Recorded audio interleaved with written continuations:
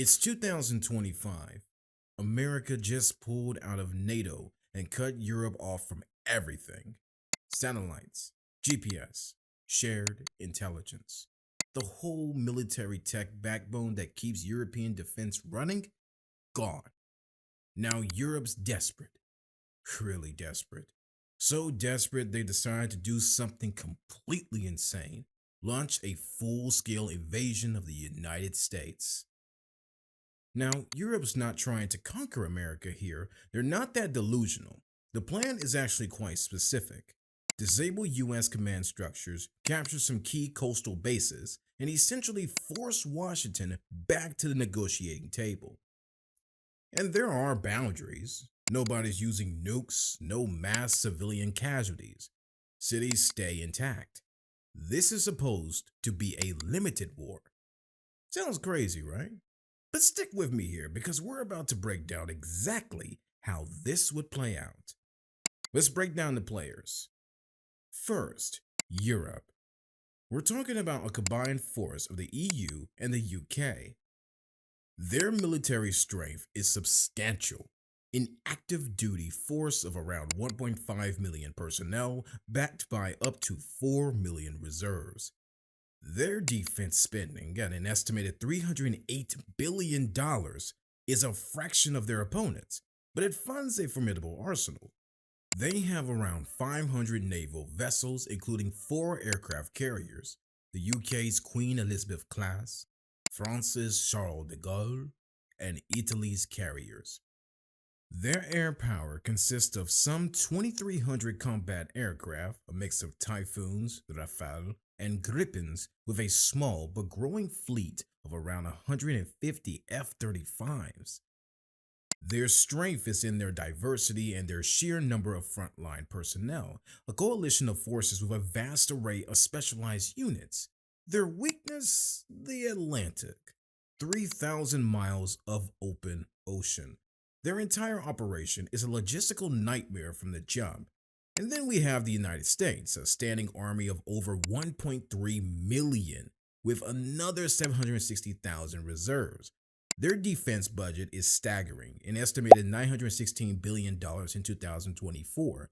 Their naval fleet, while numerically similar to Europe's at around 490 vessels, is built around a single overwhelming asset: 11 nuclear-powered supercarriers.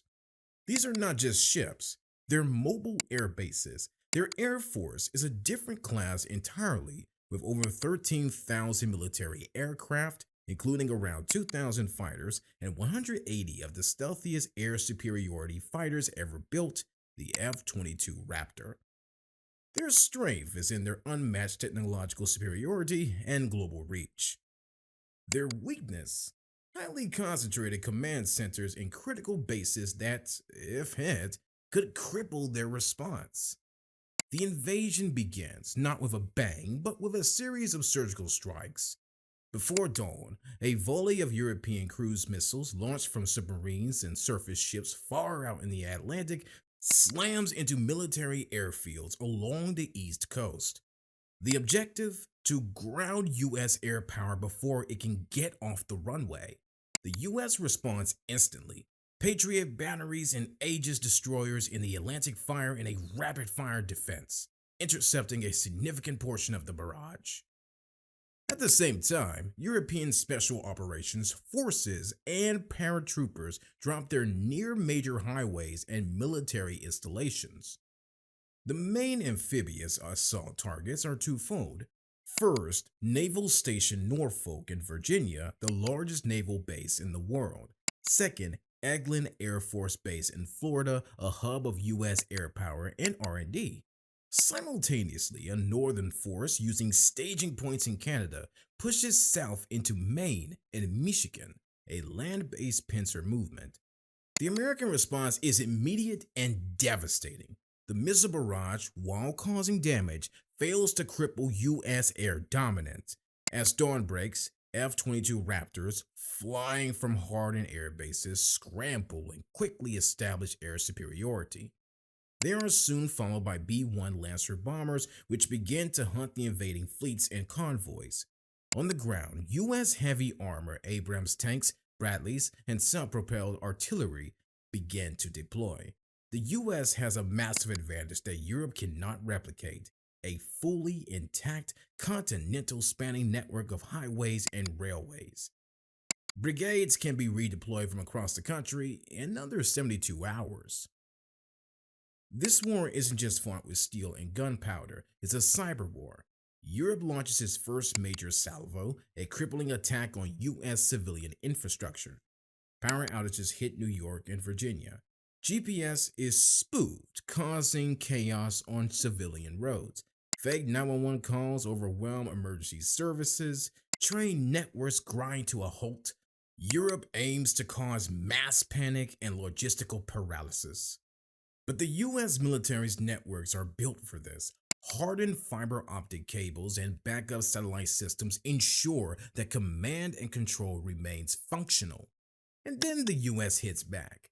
The American cyber counterstrike is swift and ruthless. It targets Europe's military tech backbone, specifically their own Galileo GPS network, cutting off their precision targeting for European cruise missiles and drones.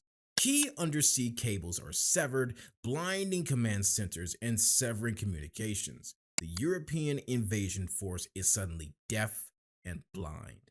Drones fall out of the sky, precision guided munitions become expensive, dumb rockets. This is a war of geography, and the US terrain is a brutal and unforgiving opponent. The European invasion force pushing into Virginia finds itself bogged down in swampy terrain and narrow choke points. What were supposed to be rapid advances become grinding, brutal slugfests where US forces, using knowledge of the local terrain, funnel European armor into kill zones. The Appalachian Mountains become a natural barrier, forcing the European advance into predictable corridors. In the Midwest, the wide open spaces are a blessing and a curse for the northern European fires. While they can move fast, they are also exposed, perfect targets for US bombers and armed drones operating from bases 1,000 miles away. The American road and rail network remains fully functional, a testament to its scale and resilience. It allows US forces to shift assets from one coast to the other in a matter of days, completely outmaneuvering the European invaders. By day 4, the core logistical problem for Europe becomes a full-blown catastrophe. They haven't secured a single deep water port. Without a port, there's no way to bring in the heavy armor, the fuel, the ammunition, and the thousands of troops needed to sustain an invasion. The beachheads are isolated, the pipeline is gone. Now, before we continue this military disaster, let me tell you about something that's been my secret weapon for researching this kind of complex scenario: short form. You know how a war like this is a contest of intelligence and information as much as it is a contest of force. Short form has been invaluable for me. Short form creates incredibly detailed guides to nonfiction books that go way beyond a basic summary. It's like getting a top secret briefing on a book. You get the key concepts at a deep level, plus smart analysis that connects ideas from different authors. Whether you're exploring history to understand past campaigns, diving into technology to understand things like GPS and satellite networks, or understanding logistical concepts that determine victory, short form breaks down these complex topics into digestible intelligence. What's really cool is how fast you can get new information. Shortform publishes new book guides, article summaries, and podcast summaries every week. Plus, their new AI browser extension can summarize any online articles or videos with just one little click.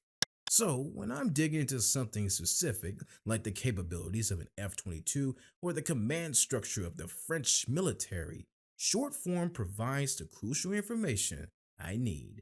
If you want to check out all those books you've been meaning to read and get smart summaries of anything online, you can get a free trial plus 3 months free by signing up for the annual subscription at shortform.com/staycurious.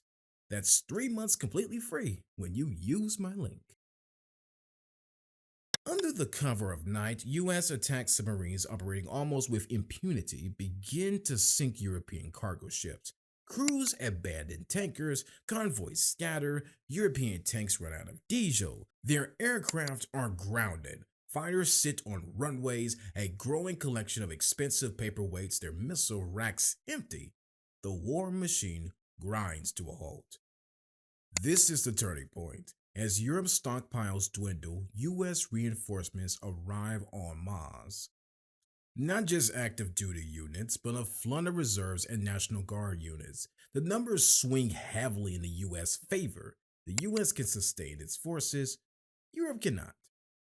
The American counteroffensive begins. It's a massive armored push. The 1st Cavalry Division, the 3rd Infantry Division, and the 1st Armored Division roll toward Norfolk, a thunderous mechanized advance. They are supported on their flanks by airborne and marine forces. The U.S. Air Force, with its complete dominance of the skies, provides lethal close air support. HIMARS rockets, Apache gunships, and A-10 Warthogs smash-trapped and starved European units. It is the largest mechanized battle on U.S. soil in over a century. The European beachheads disintegrate. Florida is retaken. The northern push into Canada collapses and retreats. Thousands of European troops, cut off from any support and out of ammunition, surrender. At sea, what was left of the European naval presence is shattered. The UK's HMS Prince of Wales and France's Charles de Gaulle are hit by anti-ship missiles. The surviving ships retreat under the constant pursuit of American submarines. Europe's invasion fails catastrophically. The US holds overwhelming advantages in logistics, technological integration, and geography. The core lesson of the scenario is simple. You can have the most advanced weapons and the most well-trained troops in the world, but if you can't get them to fight, if you can't fuel them and resupply them, you've already lost. We hope you enjoyed the video. Till next time.